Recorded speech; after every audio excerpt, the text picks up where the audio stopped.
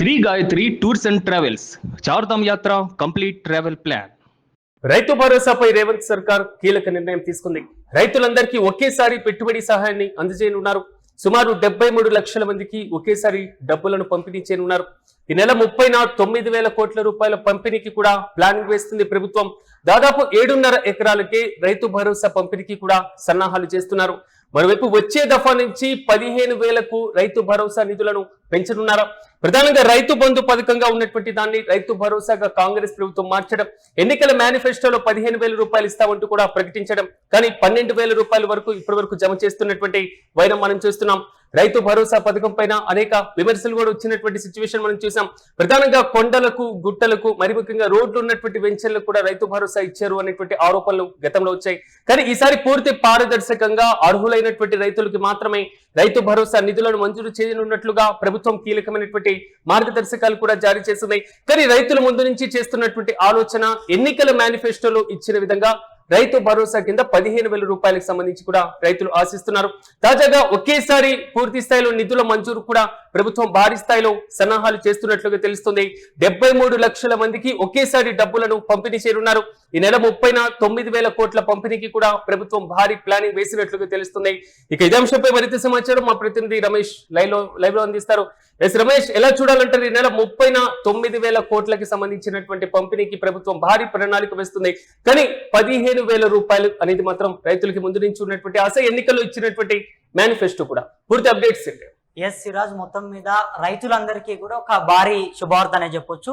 ఏదైతే మొన్న జరిగినటువంటి క్యాబినెట్ భేటీలో తెలంగాణ ప్రభుత్వం పూర్తిగా కూడా వానాకాలం పెట్టుబడికి సంబంధించి రైతన్నలందరికీ కూడా రైతు భరోసా నిధులని విడుదల చేయాలని చెప్పేసి ప్రభుత్వం భావించింది.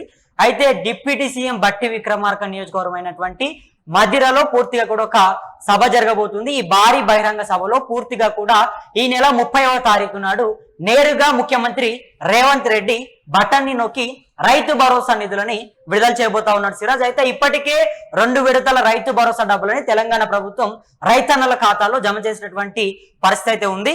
కాకపోతే 3వ విడత రైతు భరోసా ఇప్పటికీ రాలేదు. దానిపైన కొంత అసంతృప్తి వస్తున్నటువంటి సందర్భంలో ప్రభుత్వం పూర్తిగా కూడా అప్రమత్తం అయిపోయి మొత్తం కూడా అలర్ట్ అయిపోయి రైతులంతా కూడా కొంత ఆగ్రహం వ్యక్తం చేస్తా ఉన్నారు అనేది ప్రభుత్వానికి ఒక ఇంటెలిజెన్స్ అయితే వెళ్ళినట్టుగా తెలుస్తుంది. ఇక దాన్ని ప్రభుత్వం పూర్తిగా కూడా పరిశీలించిన తర్వాత ఇక వానాకాలానికి సంబంధించినటువంటి రైతు భరోసా నిధులని ఈ నెల 30వ తారీఖు అయితే విడుదల చేయబోతా ఉన్నారు. ఇక ఇందులో పూర్తిగా కూడా విడతల వారీగా కాకుండా ఒకేసారి రైతు భరోసా నిధులని రైతులకు ఇచ్చేందుకు ప్రభుత్వం అయితే సిద్ధమైనట్టుగా తెలుస్తుంది సిరాజ్. దాదాపు 73 లక్షల మంది రైతులకు కూడా ఒక భారీ శుభవార్త అనే చెప్పొచ్చు. గతంలో చూసుకుంటే గనక విడతల వారీగా వేసేది కొంత రాష్ట్ర ప్రభుత్వం అప్పుల పాలు కావచ్చు, రాష్ట్రానికి కొంత ఆర్థికంగా బడ్జెట్ లేనటువంటి కారణంతో కొంత విడతల వారీగా వేసి కొంత అడ్జస్ట్ చేసుకున్నట్టు కూడా రైతులకు ప్రభుత్వం సలహా సూచనలు ఇచ్చింది. సో ఈసారి మాత్రం అదే ఎటువంటి నిర్ణయాన్ని పెట్టలేదు. ఆ రకంగా ఏది కూడా లేదు.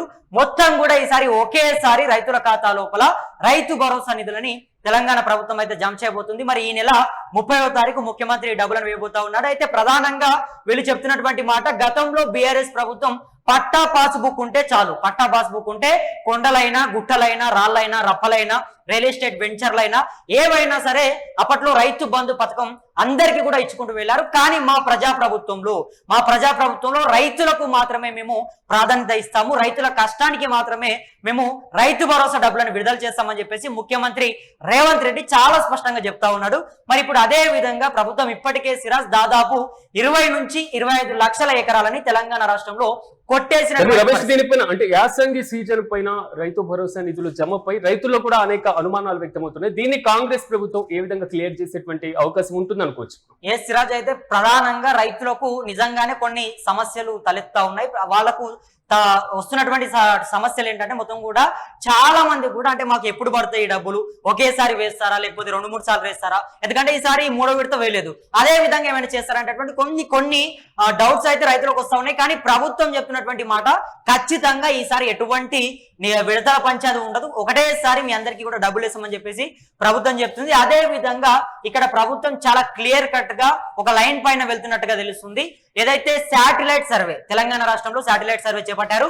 ఆ సర్వేలో ఎవరు నిజమైనటువంటి రైతులు, ఎవరు నిజంగా కష్టపడుతున్నటువంటి రైతులు అనేది పూర్తిగా కూడా ప్రభుత్వం ఒక డాటాని సిద్ధం చేసుకుంది, ఒక డాటాని పూర్తిగా కూడా ఏర్పాటు చేసుకుంది. సిరాజ్, ఇక నిజమైనటువంటి రైతులకు, నిజమైనటువంటి అన్నదాతలకు, కష్టపడేటటువంటి వాళ్ళకు మాత్రమే రైతు భరోసా నిధులని ఇచ్చే విధంగా ప్రభుత్వం అడుగులు వేస్తుంది. అయితే ఇప్పుడు ఇచ్చేటటువంటి రైతు భరోసా ఏదైతే వానాకాలం నిధులు ఉన్నాయో ఇందులో సుమారు 7.5 ఎకరాలకు డబ్బులని ఇస్తారు అనేటటువంటి కొంత సమాచారం అయితే మనకు అందుతా ఉంది. మరి ప్రభుత్వం ఇంకా అధికారికంగా ఎన్ని ఎకరాలకు ఇవ్వబోతుంది ఏంటనేది కూడా చెప్పాల్సినటువంటి అవసరం అయితే ఉంది.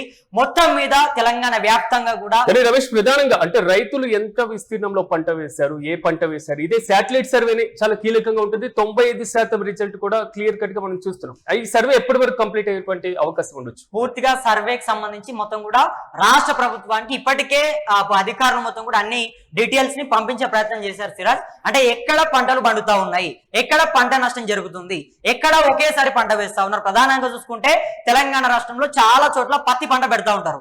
ఆ పత్తి పంట పెట్టేటటువంటి రైతులు వాళ్ళు 2 సార్లు తీసి ఒకే సంవత్సరంలో 2 పంటలను పండించారు కాబట్టి ఒకేసారి పెడతారు కాబట్టి వాళ్ళకి కూడా ఒకేసారి రైతు భరోసా నిధులను ఇస్తాము, 2 సార్లు ఇచ్చేది కూడా ఉండదు అన్నట్టుగా ప్రభుత్వం కూడా కొంత చెప్పినట్టుగా సమాచారం అందుతుంది.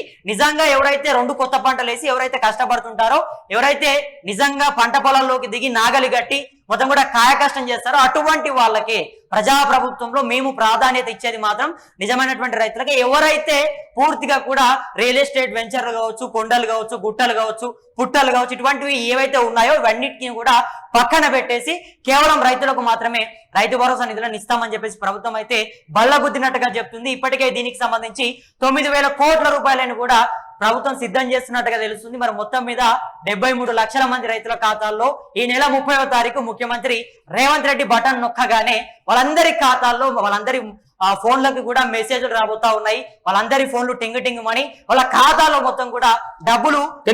రమేష్, ఇక్కడ ఒకేసారి నిధుల జమకి రీజన్ ఏంటంటాడు? అంటే రైతుల దగ్గర నుంచి అనుమానాలు వ్యక్తం అవడం, ప్రతిపక్షాల దగ్గర నుంచి విమర్శలు రావడం, మొత్తానికి చెక్ పెట్టేందుకైనా ఒకే దఫాలో నిధుల మంజూరు అనేది? ఎస్ సిరాజ్, ఖచ్చితంగా ఇక్కడ తెలంగాణ ప్రభుత్వం పూర్తిగా కూడా ఏదైతే మొన్న విడుదల చేసినటువంటి రైతు భరోసాలో కొంత ప్రభుత్వం పైన కొంచెం ప్రభుత్వం పూర్తిగా కూడా రాష్ట్ర వ్యాప్తంగా కూడా ఏదైతే రాష్ట్రం అప్పుల పాలు కావడం కావచ్చు, రాష్ట్రానికి కొంత ఆదాయం తక్కువగా ఉండడం కావచ్చు, ఆ కారణాల వల్ల కొంత రైతులు అర్జెంట్ చేసుకోండి, కొంత మేము విడతల వారిగా ఇస్తామని చెప్పేసి ప్రభుత్వం చెప్పింది.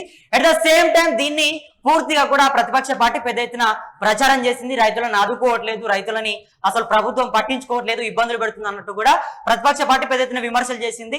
అదే విధంగా ముఖ్యమంత్రి రేవంత్ రెడ్డి దృష్టికి వెళ్ళినటువంటి ఏదైతే అంశాలు ఉన్నాయో ప్రధానంగా రైతులు ఇబ్బందులు పడతా ఉన్నారు. విడతల వారీగా వేయడం వల్ల రైతులకు అనేక సమస్యలు వస్తా ఉన్నాయి. ఒకేసారి ఆ ఎన్ని ఎకరాల పంట ఉన్నా, ఎన్ని ఎకరాల పొలం ఉన్నా కూడా ఒకేసారి కనుక ఆ నిధులను వాళ్ళ ఖాతాలో జమ చేస్తే వాళ్ళు వాటి ఏదైతే పంట పెట్టుబడి కోసం కావచ్చు, లేకపోతే పంట పెట్టుబడి కోసం ఇప్పటికే చాలా మంది కూడా కొంత అప్పులు తెచ్చుకునే ప్రయత్నం చేశారు రైతులు. సో అటువంటి వాళ్ళు ప్రభుత్వం ఒకేసారి రైతు భరోసా నిధులను జమ చేస్తే వాళ్ళు అప్పులన్నీ కట్టుకుంటారని చెప్పేసి ముఖ్యమంత్రి చెప్తా ఉన్నారు. అదే విధంగా ప్రభుత్వం కూడా కొంత మా పైన కూడా వ్యతిరేకత వస్తుంది విడతల వారిగా ఇస్తే, అందుకే మేము ఈసారి ఒకేసారి వానాకాలం రైతు భరోసా నిధులని విడుదల చేస్తున్నాం అంటూ కూడా ముఖ్యమంత్రి రేవంత్ రెడ్డి గారు చెప్పినట్టుగా మనకైతే అర్థమవుతుంది Siraj. Right Ramesh, thank you. మొత్తం మీద రైతు భరోసాపై రేవంత్ సర్కార్ కీలక నిర్ణయం తీసుకుంది. రైతులందరికీ ఒకేసారి పెట్టుబడి సహాయాన్ని అందించేందుకు పక్కా ప్రణాళికతో ముందుకు వెళ్తుంది. సుమారు 73 లక్షల మందికి ఒకేసారి డబ్బులను పంపిణీ చేయనున్నారు. అయితే ఈ నెల 30న 9,000 కోట్లను కూడా పంపిణీ చేసేందుకు పక్కా ప్లాన్ తో ముందుకు వెళ్తుంది తెలంగాణ సర్కార్. 7.5 ఎకరాలకే రైతు భరోసా పంపిణీకి సన్నాహాలు చేస్తుంది. అయితే వచ్చే దఫా నుంచి 15,000 కూడా పెంచేటువంటి అవకాశం ఉన్నట్లుగా ప్రచారం కూడా సాగుతుంది.